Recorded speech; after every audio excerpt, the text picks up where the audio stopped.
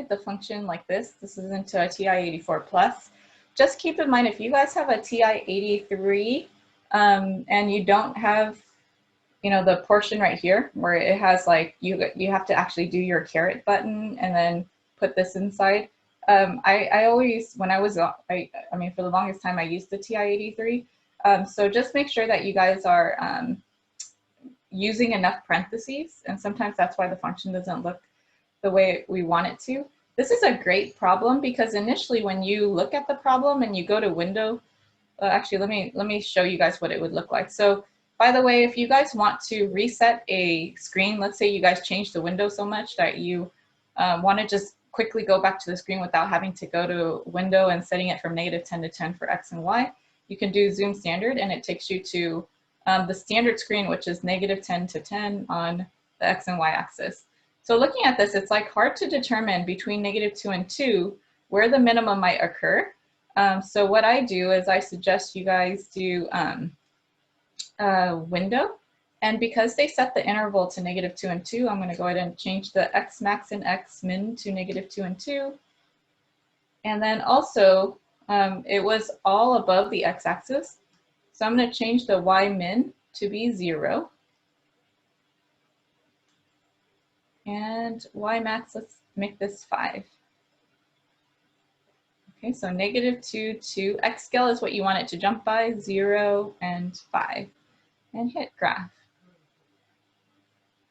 So even then, it's like it's still relatively flat, but I can see that my minimum occurs somewhere here. So we're going to go ahead and calculate, don't trace it, calculate it. So if you guys weren't getting the same exact value, you should be. So you're going to do second, everything that we do, second, and then everything we do, intersections, zeros, and max and min are in calc. So second, trace, which will get you guys calc. And we're going to find the minimum. And it's going to ask us 3 questions. What's the left bound? So you're going to go left. And just to be safe, you guys can always like go a little bit more. So I know for sure this is starting to be higher than the minimum value. So I'm going to hit enter on the left bound. And then on the right bound, just making sure your Y values start to increase. So make sure that starts to increase before you set the right bound. And then just go left a little bit and say, okay, well, that's they're asking, what is your guess? Just as long as you guys are in between the left and right boundary, you should be okay. And so for this one, your minimum occurs at -0.775, and the actual value is 1.906. Did we all get that value? Are we okay with that? And feel free to type into the chat if you guys have any questions so far. I think this one did ask for absolute or global max and min. So what we can do is, let's go ahead and quit out of here. Remember that you guys have Y1 is already set as your Y function. So if I'm asked for global maxes and mins, I want to identify, okay, let me double check something. Did I enter the right function in?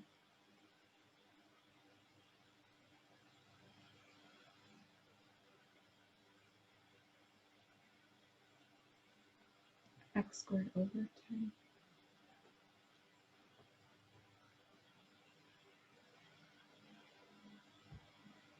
Did anyone else match my answer? I think that was the correct answer, but can someone confirm? Someone else had said that they need to double check their answer.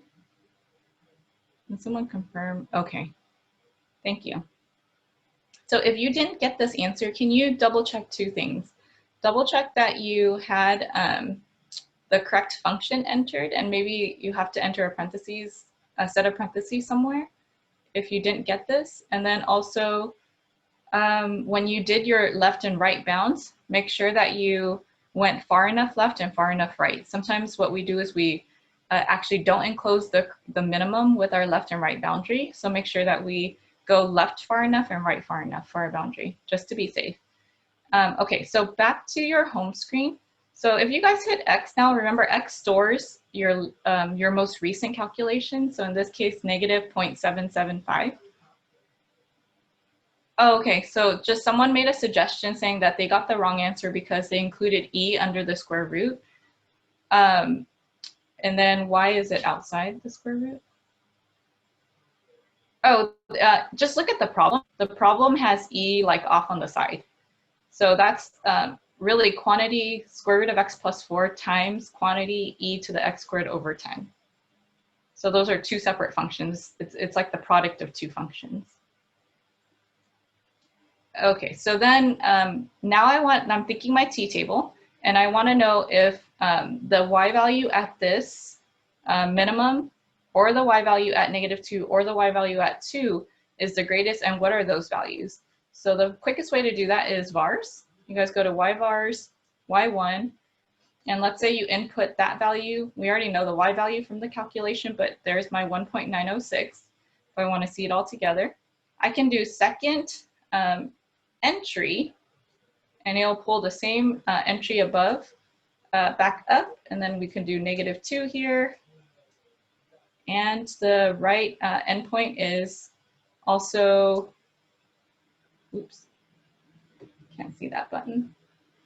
Second, enter, and then let's calculate it at 2. Sorry for it being so shaky. 3.65. So I can see my lowest value, y value is this. So when I'm looking for absolute maxes and min, this is going to be my absolute minimum occurs at -0.775. That's the y value of the minimum. And then this is my absolute max value, and that's where it occurs at 2. Okay, and let me know if you guys have any questions so far. All right, so we're gonna move on from here, and I'll post that video.